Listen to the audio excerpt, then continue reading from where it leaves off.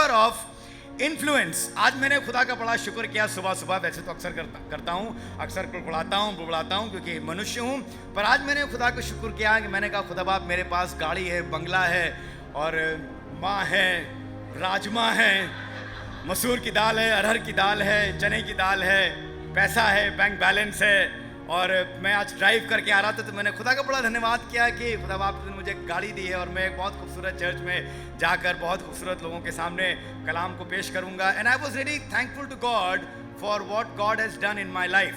और आपको बताऊं, खुशी एक बहुत इंपॉर्टेंट फैक्टर है। आप अपने घर का नाम खुशी रख लीजिए, खुशी विला रख लीजिए, अपनी लड़की का नाम खुशी रख लीजिए, माफ़ करिएगा अगर आपकी बिटिया का नाम खुशी है, अपने लड़के का नाम खुशा रख लीजिए, पर अंदर खुशी नहीं होती है, अंदर बड़ा कलह होता है। और हम कई बार बहुत अच्छे ड्रामेबाज होते हैं कि जब हम खुदा घर में आते हैं तो अपनी खुशी बरकरार कर लेते हैं, है ना। हम देखिए दुनिया की तरफ से तुम दुखी हो, अच्छा हम तो बड़े खुश हैं, पर जब हम घर अपने जाते हैं तो फिर बड़ा दुख का समा होता है और बहुत दुख की परेशानी, दुख होता है और बहुत ही समस्या होती है। But you find happiness in what God has done in your life. जो खुदा ने आपकी जिंदगी में किया है, आप उसको देख कर खुश होइए। मिसाल के तौर पे आपने अपने बच्चे की कॉपी चेक करी और ये देखा कि पिछले 3 दिनों का काम चेक नहीं हुआ है, टीचर ने चेक नहीं किया है, तो आप क्या कहते हैं? ये पढ़ाई होती है, टीचर ऐसे ही है, सारी खुशी खत्म। पर आप पहले के कुछ पन्ने चेक करिए तो आपको पता लगेगा कि टीचर ने बड़ा अच्छा करेक्शन किया है। एक एक रेड पेन लेके उसने एक एक मिस्टेक मार्क करी है, अंडरलाइन किया है। जो बच्चे ने, आपके बच्चे ने जो शब्द गलत लिखा है उसको टीचर ने बिल्कुल ठीक किया है। तो आप उन पन्नों को देखकर क्या होंगे? खुश हो जाएंगे। ये पढ़ाई होती है। हो सकता है टीचर चेक ना कर पाई हो, कोई प्रॉब्लम रही हो, घर में उसकी माँ मर गई हो, कोई तकलीफ रहा हो, खुद ही मर गई हो, वो भी टेंशन में हो, वो भी परेशानी में हो। वो 3 पन्ने, हम वो 3 पन्ने जो चेक नहीं होते हैं उनको लेकर चले आते हैं प्रिंसिपल के पास। जो खुदा आपकी ज़िंदगी में कर रहा है और जो उसने पिछले समय में किया है, उसको देखिए आप बहुत खुश होंगे, आप बहुत खुश होंगे और आप दूसरों के ऊपर भी खुशी का प्रभाव डालेंगे। सो खुदा कलाम में आगे चलते हैं और जो वर्ड प्रभाव है उसके कई पर्यायवाची हैं। मैंने कुछ लिख के रखा है। प्रभाव या असर या प्रभावित होना या किसी को प्रेरित करना या किसी के ऊपर कोई छाप छोड़ देना या रंग लगा देना या प्रभाव डालने वाली कोई वस्तु है, कोई बात है जो आपने लोगों से कही है, या कोई प्रभावशाली व्यक्ति है जिसका वचन सुनकर, जिसका कलाम सुनकर आप प्रेरित हो गए हैं और आप बहुत एक्साइटेड हैं। आपको पता है, जब मैं छोटा था तो मैं फिल्में देखता था और मुझे एक्टर्स के से बड़ा प्रभाव होता था। ब्रूस ली को देखा तो बाहर निकल के ऐसे ऐसे करने लगे क्योंकि उसका असर मेरे ऊपर हो जाता था। पर मैं आपको बताना मांगता हूँ कि खुदा के कलाम में आप किसी न किसी के समय में या किसी न किसी को आप दिन भर हर वक्त प्रभावित कर रहे हैं, हर वक्त असर डाल रहे हैं। सो आपको मुझे आज की सुबह बहुत ध्यान से देखना होगा क्योंकि मैं कुछ एक्सप्रेशंस बनाऊंगा, कुछ बातें करूंगा और मैं भी आपको आज बहुत ध्यान से देखूंगा क्योंकि मैं भी आपसे कुछ एक्सपेक्ट करूंगा कि आप रिस्पॉन्स करें। भजन संहिता उसका 19वां अध्याय निकालिए। भजन संहिता उसका 19वां अध्याय और उसकी 3री और 4थी आयत बहुत बढ़िया आयत है। आप इसको आयत को पढ़ेंगे तो आपको मजा आ जाएगा जी। ना कोई बोली है ना कोई भाषा है। इसका मतलब यह हुआ कि कोई शख्स खड़ा हुआ है, ना वो बोल रहा है और ना वो किसी भाषा में अपनी बात को बता रहा है ना। भाषा का मतलब क्या हुआ? Russian language, German language, Indian language, English language. एक आदमी खड़ा हुआ है और वो कुछ नहीं बोल रहा है तो जाहिर सी बात है उसकी भाषा भी नहीं निकलेगी क्योंकि वो कुछ बोल ही नहीं रहा है। पर सुनिए आगे क्या लिखा हुआ है, जहां उनका शब्द सुनाई नहीं देता। इसका मतलब ये हुआ कि बिना बोले और बिना भाषा व्यक्त किए शब्द सुनाई देता है। कहां तक देता है? सुनिए कहां तक दे रहा है शब्द सुनाई जी। कहां गूंज गया? सारी पृथ्वी पर गूंज गया। कुछ बोला नहीं गया है और ना कुछ कहा गया है। ना अंग्रेजी में कहा गया है, ना हिंदी में कहा गया है, ना जर्मन में कहा गया है, ना फ्रेंच में कहा गया। Nothing has been said. पर प्रभाव उस बात का इतनी दूर तक गया है कि उनका शब्द सारी पृथ्वी तक सुनाई देता। अब देखिए कैसे होता है। एक्सप्रेशन देखिएगा, कुछ बोला नहीं जा रहा है, कुछ कहा नहीं जा रहा है, पर हम बिना बोले बिना कहे अपनी बात कह देते हैं, है ना? कैसे कहते हैं? अगर आपने देखा होगा तो आपको अच्छा लगेगा। तो आप बहुत ध्यान से देखिएगा। जैसे पिक्चर देखिए, 3 घंटे की पिक्चर, है ना? 1 घंटा आप खाना वाना बना के बैठ गए, मतलब अब ट्रेलर शुरू हुआ है तो काला स्क्रीन है, तो तब हॉल में एंट्री करेंगे, तो 1 घंटा उसका जोड़ लीजिए। 1 घंटा, आधा घंटा जोड़िए जब पिक्चर खत्म हो गई, तो आधा घंटा जोड़िए कि वो सदमे में बैठे हैं, मतलब खत्म हो गई। अब यार वाकई खत्म हो गई, सचमुच खत्म हो गई, सब चले गए, आप बैठे हैं, यार 5 रुपए के और थोड़ा वसूल कर लें, बैठ यहाँ थोड़ा एसी में। सो आपको मुझे देखना होगा। देखिए कोई शब्द नहीं है, कोई भाषा नहीं है, पर आपने अपनी बात कह दी, है ना? और कई बार हम ये एक्सप्रेशंस किसी के पीछे खड़े हो गए। अगर कोई हमसे बात कर रहा होता है, हम किसी से बात कर रहे होते हैं, तो पत्नी पीछे खड़ी होती है, तो पत्नी साहब से कहती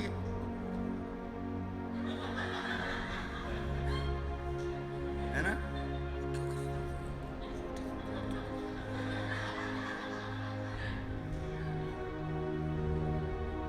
और अगर गलती से कहीं सामने शीशा लगा है,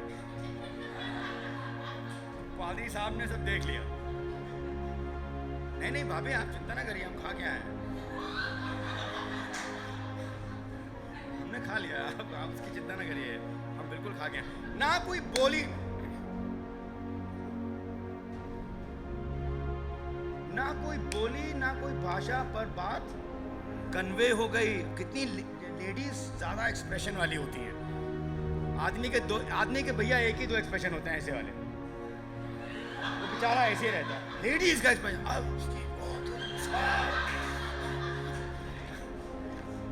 आदमी का एक ही होता है।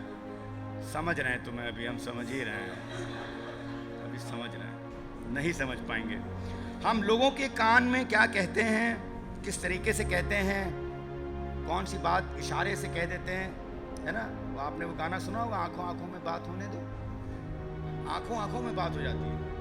जब नई शादी सेट होनी होती है, तो हम किसी बारात में जाते हैं, किसी शादी में जाते हैं, कोई लड़की हमें अच्छी लगती है, कोई लड़का हमें अच्छा लगता है, तो हम थोड़ा सा बिना बोले कुछ सामने आ जाते हैं, कुछ करने लगते हैं, प्लेट पर उठाने लगते हैं, ताकि वो लड़की कहे बड़ा अच्छा लड़का है, बल्कि शादी के बाद बर्तन धोएगा, प्लेट धोएगा।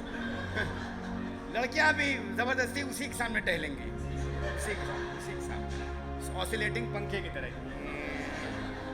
वही बात नहीं हो रही अभी।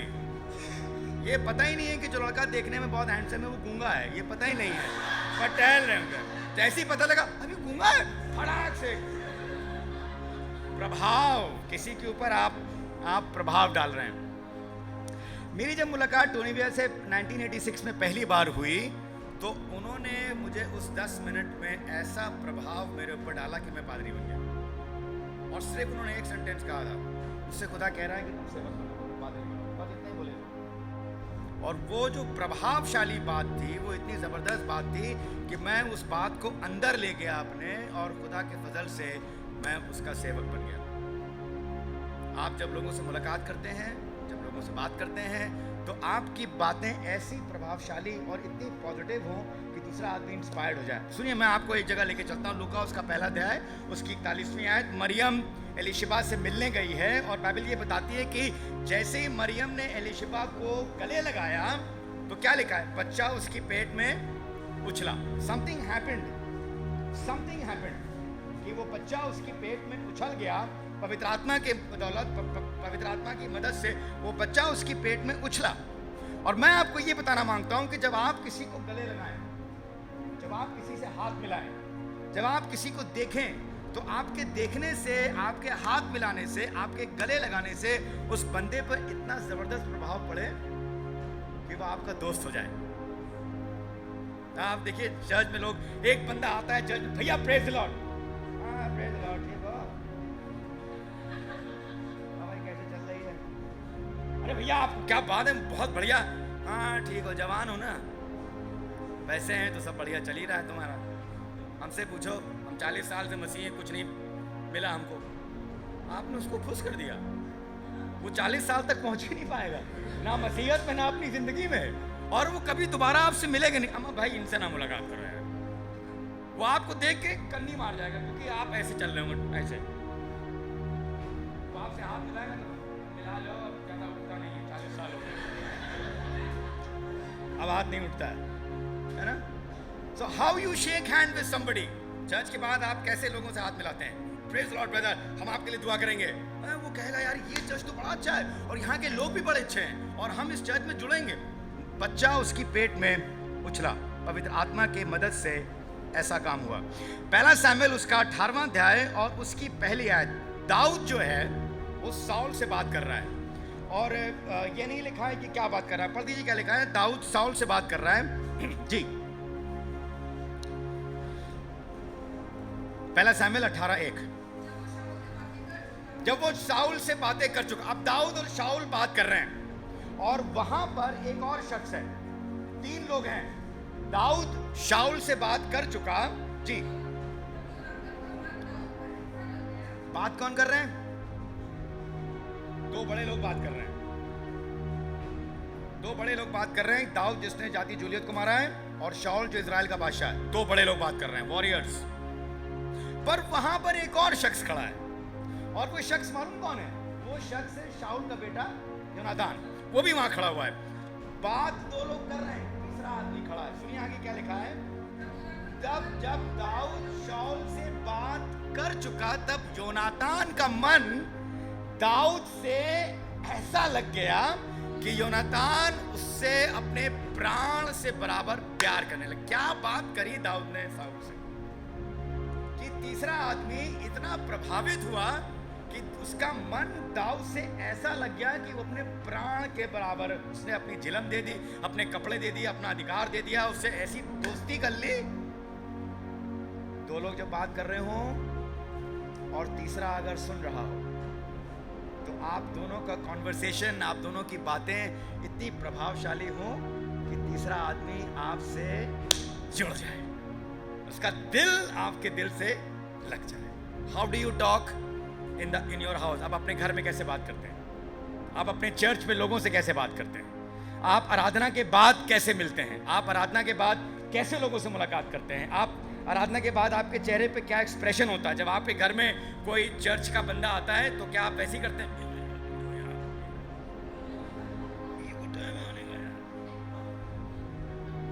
क्या आप उससे कहते हैं आइए भैया अंदर आइए, आइए अंदर आइए भैया, वो डिनर टाइम है पर 2 रोटी और, मेम साहब 2 रोटी और बनाओ। अब मेम साहब फिर रोटी बना रही है तो इतनी मोटी रोटी बना दी, इतनी मोटी रोटी बना दी, एक ही बार खाओ ठूस हो जाओ।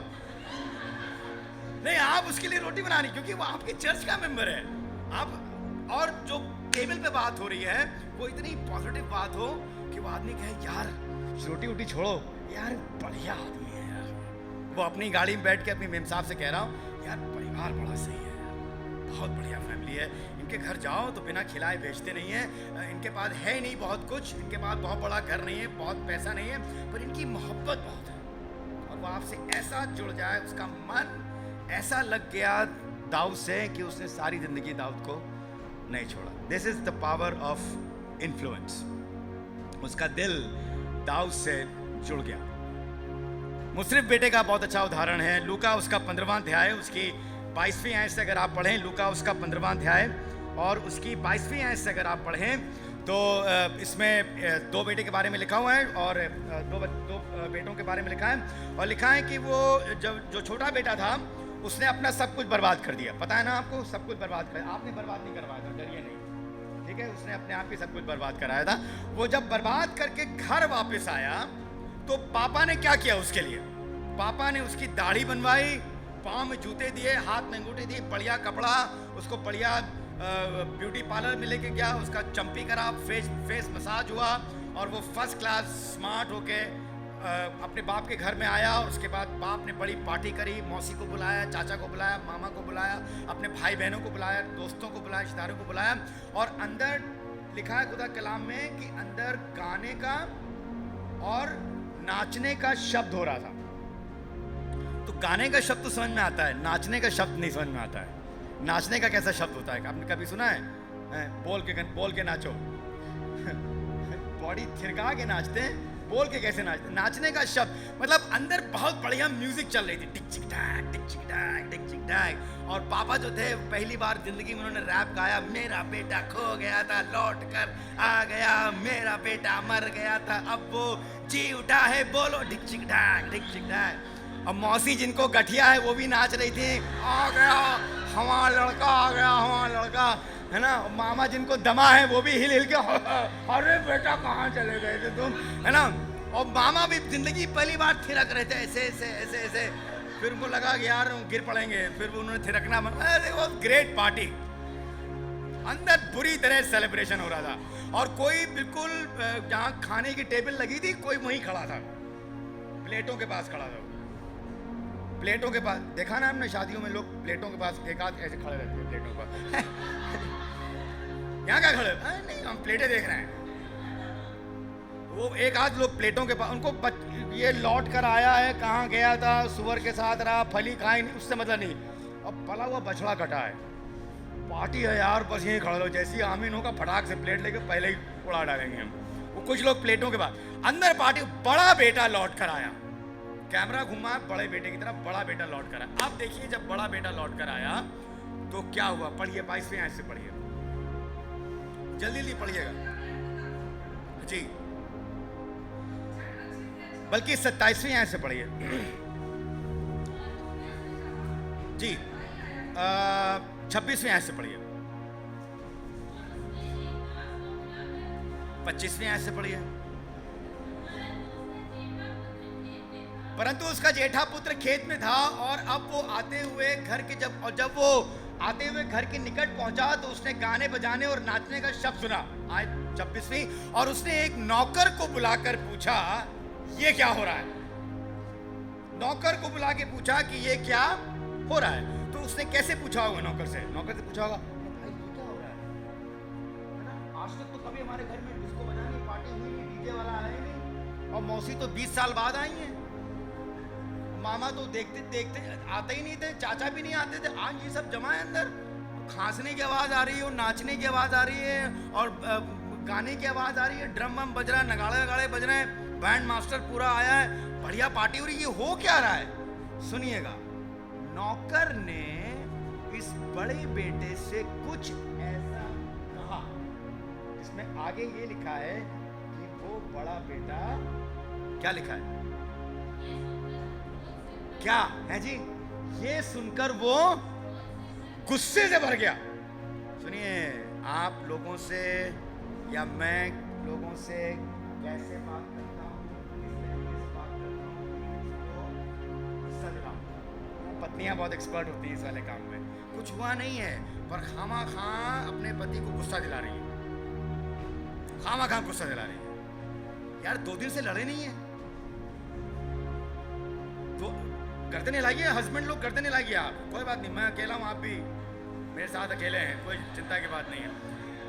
कुछ ऐसा जिससे कि आदमी को गुस्सा आए। अब ये जो छेड़ वाली बात होती है, कैसे गुस्सा दिलाया जाता है, ये लेडीज लोगों को पता है। हर लेडी का अपना अपना तरीका होता है गुस्सा दिलाने का, और वो लेडी का जो अपना तरीका होता है वो दूसरी लेडी से कंपेयर नहीं किया जा सकता, पर गुस्सा दोनों दिलाते हैं। कैसे छेड़ते हैं, कैसे बात करते हैं कि आदमी अच्छा खाता खाना खा, मैं यार तो क्या यार, खाना तो खाने दो, खाना खाना है, मैं पंखा हिला हिला के खाना खिला रही हूँ उसको, पर कुछ कुछ बोलती जा रही, कुछ बोलती जा रही। लेट आए तुम आज, कहाँ थे, तुम्हारा मोबाइल स्विच ऑफ था, ऑफिस गए थे कि नहीं गए। भाई उसे खाना खाने दो। उसके बॉस ने भी उसकी क्लास लगाई है, बॉस से लड़ाई हो गई। एक आदमी जो था वो 5 बजे रोज घर आता था नौकरी करके, 10 से 5, एक दिन वो 3 बजे आ गया। तो उसकी बीवी ने दरवाजा खोला, उसने कहा अबे तुम यहाँ क्या 3 बजे कर रहे हो। उसने कहा मेरी बॉस से लड़ाई हो गई। बॉस ने कहा गो टू हेल, मैं घर आ गया। मेरा घर नरक के बराबर है, मैं घर आ गया। पंखा हिला के कुछ ऐसी बात जिससे कि पति को गुस्सा आ जाए। और पति लोग भी ऐसे होते हैं कि बराबर करनी पड़ती है ना, नहीं तो मैं मार खाऊंगा। पति भी ऐसे होते हैं कि कुछ ऐसी बात छेड़ेंगे पत्नी से जिससे उसको गुस्सा आए। बहुत सज रही हो, इतने तो तुम कभी हमारे सामने नहीं सजी। क्या बात है? अरे भाई कोई बात नहीं है, सज रही है वो, उसको इंसेंटिव मिला है, 2000 रुपये एक्स्ट्रा मिले हैं, उसने 3 लाइनें खरीद ली, पेंसिल रबड़ खरीद लिया उसने, एक लाल रंग का एक लाल रंग का, एक काले रंग का, एक दोनों मिला के है। और वो भी आदमी जो था लैक्मी के काउंटर पे, उसका हाथ पकड़ के रगड़ के ऐसे रगड़ रहा था। आप वहाँ खड़े झल्ला रहे थे, हटो मैं रगड़ूंगा, हटो मैं रगड़ूंगा। वो भी रगड़ पे ऐसे रगड़ रहा था, ऐसे पकड़ के, जैसे ऐसे पकड़ के रगड़ते हैं, ऐसे पकड़ के रगड़, ऐसे। आप रगड़वा रही, छेड़ दिया, लड़ाई। इस नौकर ने, देखिए नौकर की जुर्रत देखिए, नौकर ने उससे कुछ ऐसा कह दिया जिसे उस बेटे को गुस्सा आ गया। क्या कहा उसने? डायलॉग सुनिएगा, डायलॉग। और ये मैं चाहूंगा कि आप में से कुछ लोग जो घर में गुस्से वाली एक्टिंग करते हैं ना, गुस्सा दिलाते हैं, किसी को छेड़ते हैं, नाराज करते हैं, लेडीज़ लोग, भाभी लोग, बहनें, जवान लड़कियां और भाई लोग, अंकल लोग, आंटी लोग, दादा लोग, थोड़ी एक्टिंग करके मुझे बताइएगा कि आप कैसे इस डायलॉग को बोलेंगे कि दूसरे को गुस्सा आ जाए। ठीक है, तैयार है ना? बिल्कुल तैयार है? ओके, डायलॉग सुनिए क्या है जी। उसने उससे कहा, तेरा भाई आया है, डायलॉग यह है, तेरा भाई आया है और तेरे पिता ने पला हुआ बछड़ा कटवाया इसलिए कि उसे भला चंगा पाया। अब मुझे आप ये बताइए कि इस डायलॉग में क्या सच्चाई है या झूठ है? ये डायलॉग सच है या झूठ है? नहीं, बताइए। इस डायलॉग में एक झूठ पाया जाता है, और झूठ ये है कि इसलिए कि उसे भला चंगा पाया। बाप ने अपने इस छोटे बेटे को भला चंगा तो पाया ही नहीं था। नौकर क्या कर रहा है? नौकर ये बता रहा है कि तेरा भाई जो गया था वो अपना तो सब कुछ बर्बाद करके भला चंगा लौट आया है, उसका सब कुछ खत्म हो गया है, पर अब वो तेरा हिस्सा लेने आया है, अब वो तेरा हिस्सा भी लेके जाएगा। ठीक है, तो ये आप कैसे बोलेंगे? तेरा भाई आया है, कैसे बोलेंगे? ऐसे बोलिए कि सुनने वाले को गुस्सा आए। बोलिए,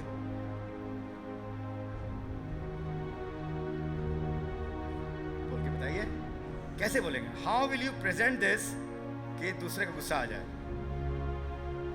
सब एक्टर्स बैठे हैं, सब ड्रामेबाज लोग बैठे हैं मुझे मिला के। चलिए बताइए कैसे बोलेंगे? नरेश से शुरू करते हैं, या कुकरेल चर्च के जो पास्टर हैं अभिषेक, अगर उनको कहा जाए बोलने के लिए, बोले तेरा भाई आया है, उनको तो कोई कुछ ही बोलने में गुस्सा ही नहीं आएगा, किसी को गुस्सा नहीं आएगा। एनीवे, बताइए कैसे बोलेंगे गुस्सा है? कैसे बोलेंगे? आंखें वाके चढ़ा के एकदम मुंह,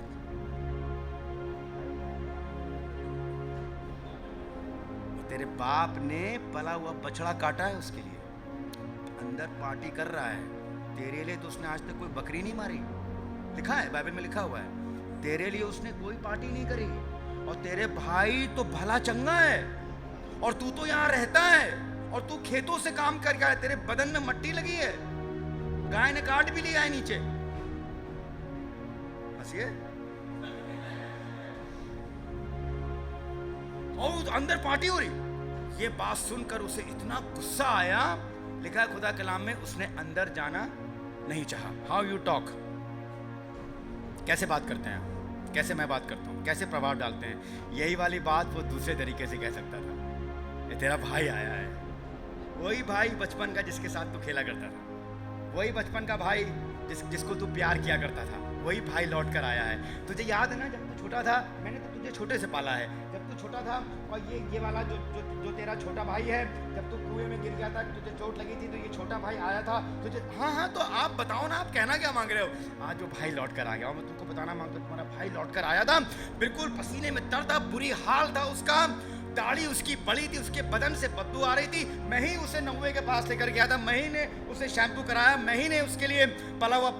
नौकर बात कर रहा है, नौकर बात कर रहा है अपने उस बड़े बेटे से, और उसको ऐसा प्रभावित करना चाहिए था कि वो दरवाजा खोल के जाता और भाई से कहता, भाई तू लौट आया।